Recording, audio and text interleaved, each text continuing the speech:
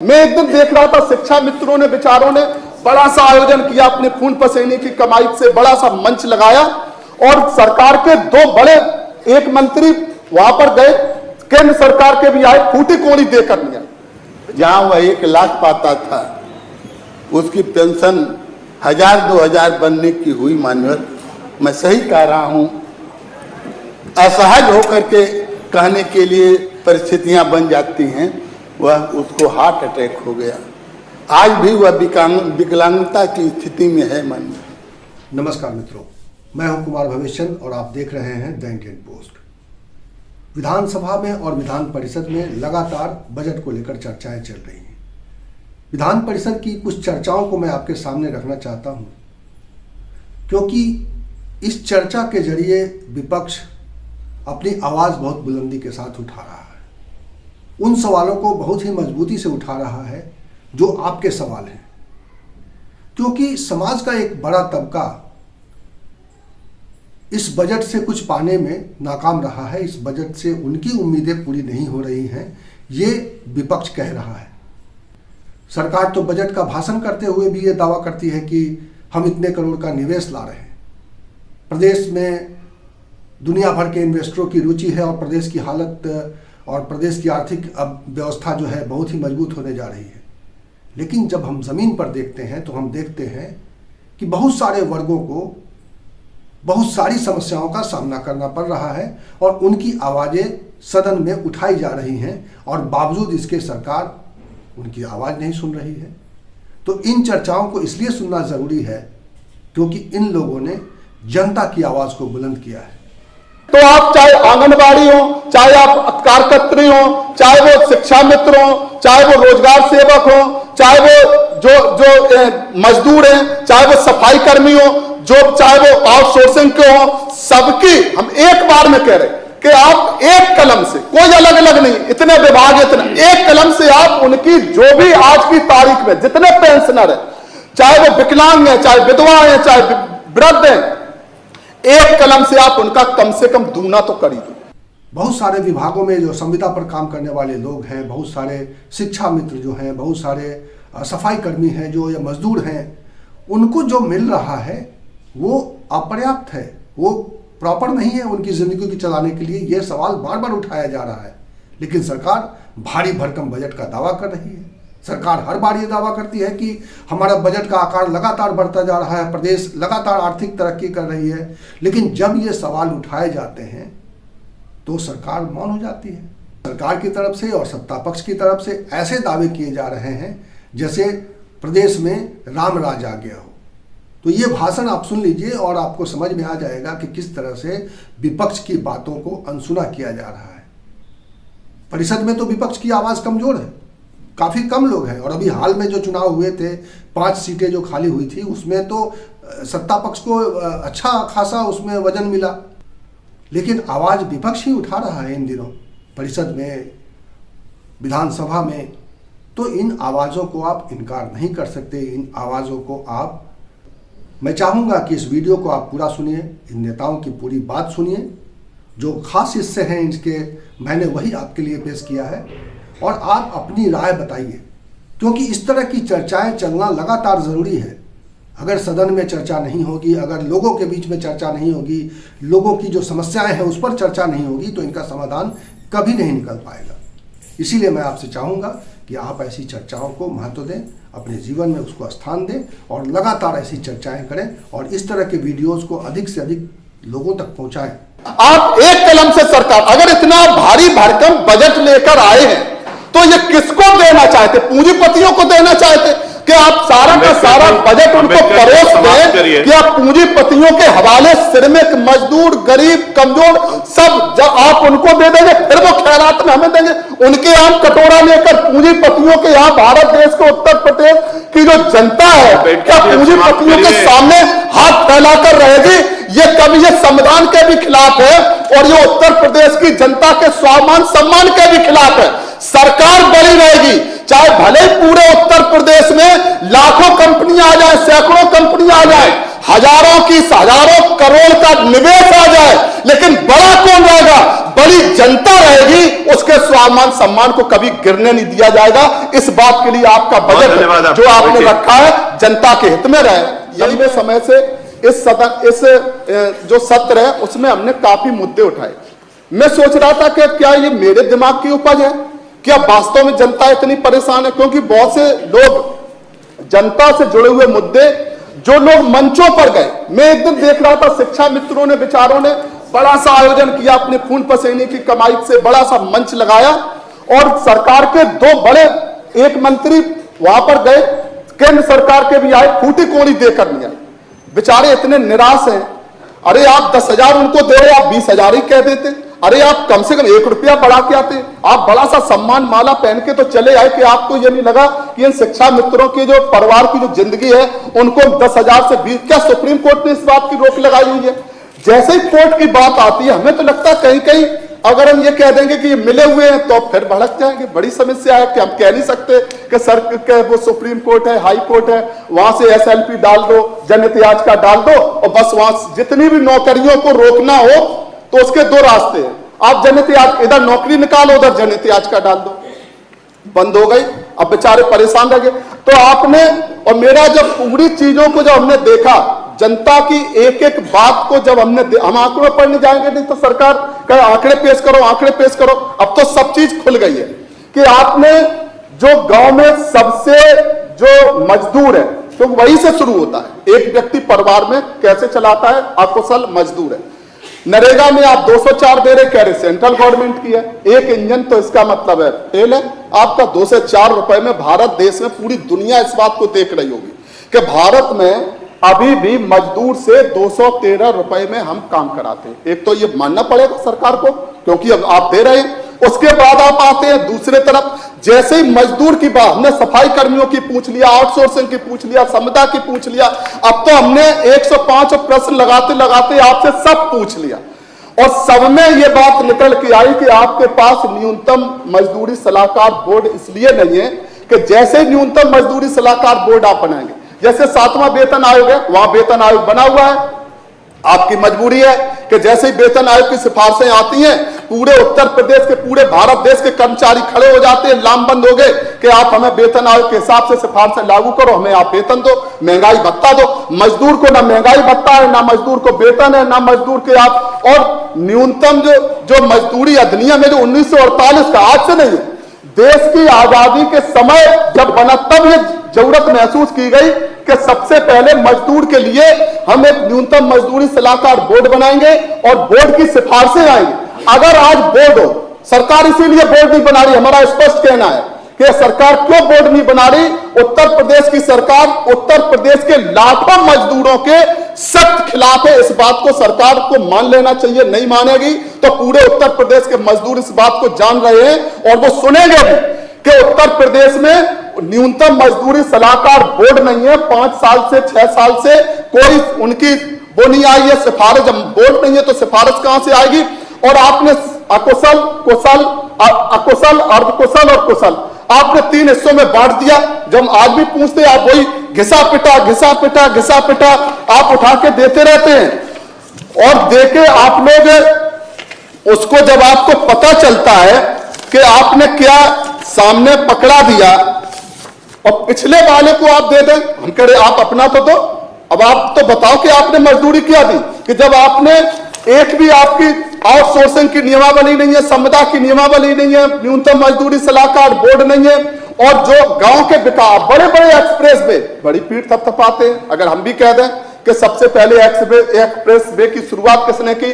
Bahujan Samaj party की नेता माननीय बहन कुमारी मायावती जी ने सबसे पहले यमुना एक्सप्रेस वे बनाकर, पहले ये आधार, उसके पहले कोई एक्सप्रेस वे नहीं था, लेकिन एक्सप्रेस वे बनाया था तो दूसरी तरफ डॉक्टर अंबेडकर ग्राम विकास योजना के तहत गांव में गलियां भी बनाई थी। आप बता दो कि आप जब एक्सप्रेस वे बना रहे हैं तो उत्तर प्रदेश में कितनी नदियां हैं जिन पर आज भी नाव से लोग आते हो, मतलब वहां नाव डूब जाती है और 30-30, 40-40 लोग उसमें डूब के उनकी वो जल समाधि हो गई।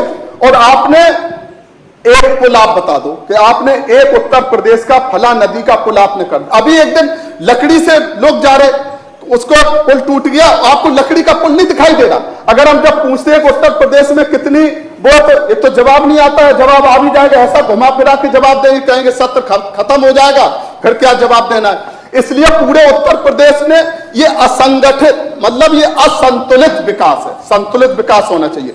विकास का पहला पैमाना है कि आपको संतुलित विकास करने की जरूरत होती है। इसीलिए संविधान में मूल अधिकारों के साथ नीति निर्देशक तत्व इसलिए दिए गए थे कि सरकारें जब आगे जनता के लिए जब काम करेंगे, जब भूल जाएगी जनता को, चुनाव के समय तो इन्हें जनता याद आएगी, और जैसे ही पेटी में वोट गया भाषा बदल जाती है। एक दिन पहले अलग भाषा होती है और जैसे ही सरकार बन जाती है पेटी का वोट खुला और भाषा बदल गई, और फिर उसके बाद आप क्या करते हैं, फिर लगातार जिनका वोट लेकर आप आते हैं उनकी उपेक्षा करते हैं। इसीलिए सरकार ने इसमें कहा था और उच्चतम न्यायालय ने इसको माना था कि मौलिक अधिकार तथा राज्य के नीति निर्देशक सिद्धांत एक दूसरे के पूरक हैं। आप ये नहीं कह सकते कि ये मौलिक अधिकार नहीं है, ये मौलिक अधिकार नहीं। नीति निर्देशक जो सिद्धांत है वो भी मौलिक अधिकारों के बराबर माने गए हैं। तो आपने क्या किया कि एक भी नौकरी आपने दी नहीं। और जो अमर्त्य सेन ने कहा है, जिनको नोबेल पुरस्कार मिला है,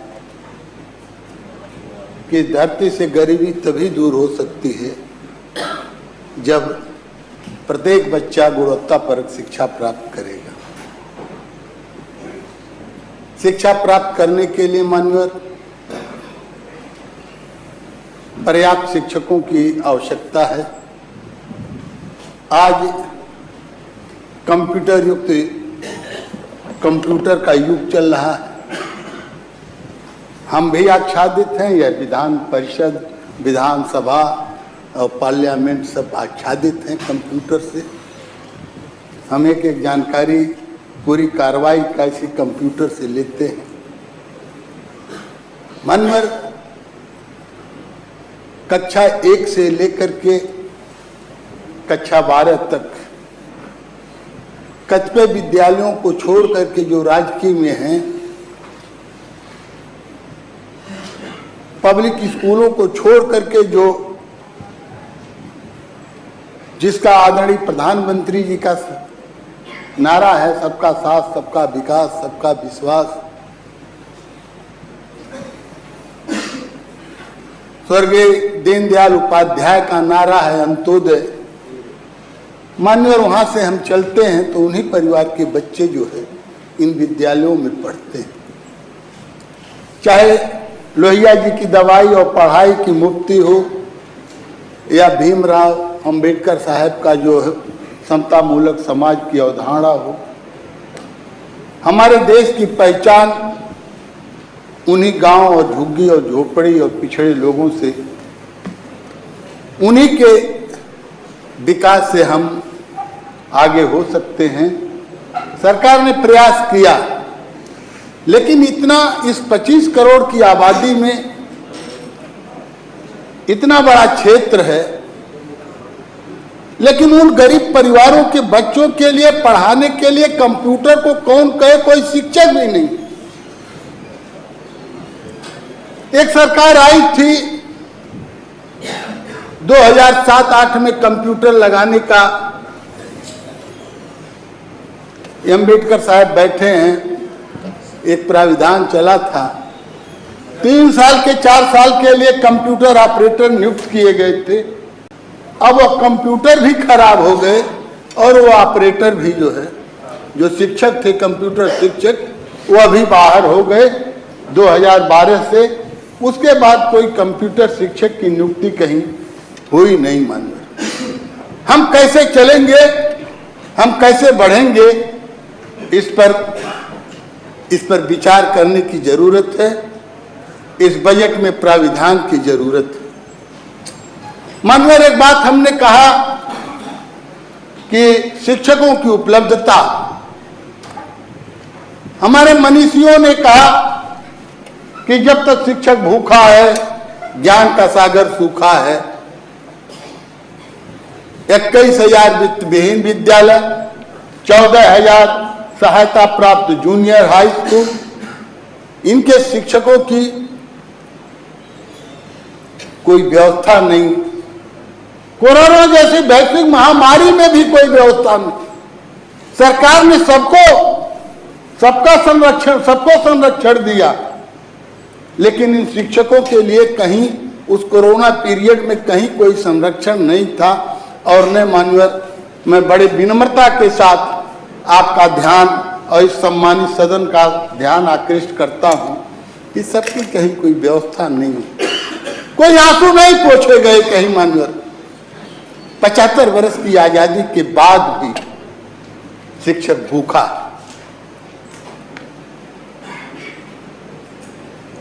मैं आपके माध्यम से कहना चाहता हूं कि शिक्षक अन्य समस्याओं से, पुरानी पेंशन से वंचित,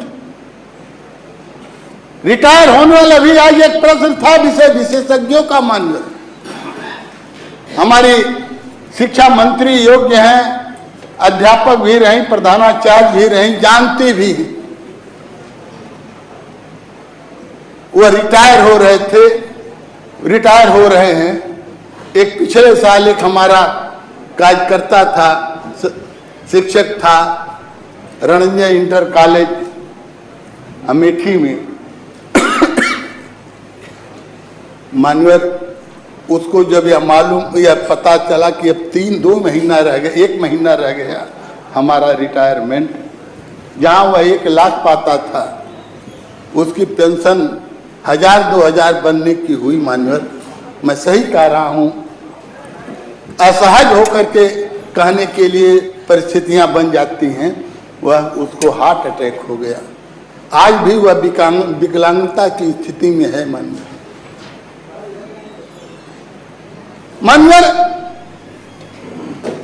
अध्यापक परेशान। बागपत का अध्यापक जाकर के महाराजगंज में, कुशीनगर में, बलिया में जाकर के कार्यरत है। उन गरीब परिवार के बच्चों की जिनकी बोली वहां की भाषा से कोई मेला जोल नहीं है। मानवर, पहनावा, खाना, मतलब भोजन, कोई तालमेल नहीं है। मानवर, मैं बड़ी जिम्मेदारी से कह रहा हूं।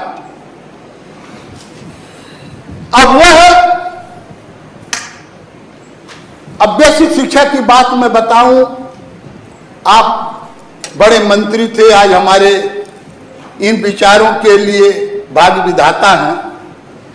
मानवर, एक व्यवस्था हुई, एक व्यवस्था दी गई कि पहले महिला और विकलांग शिक्षकों को नियुक्ति दी जाएगी। आपने कोशिश किया शिक्षकों की नियुक्ति करने का, किया, यह हम नहीं कह सकते कि आपने नहीं किया। और यह भी नहीं है कि यदि समानता लागू कर दी जाए तो स्कूल बड़े आराम से चलेंगे, लेकिन आपके अधिकारियों के मेल जोल से किसी विद्यालय में जहां 100 लड़के हैं 10 अध्यापक हो गए, और जहां 100 बच्चे हैं वहां एक शिक्षा मित्र चला रहा है, अध्यापक ही नहीं। इस वीडियो में इतना ही। इसी तरह की चर्चा के साथ, इसी तरह के विमर्श के साथ मैं आपको मिलूंगा अगले वीडियो में। तब तक के लिए नमस्कार।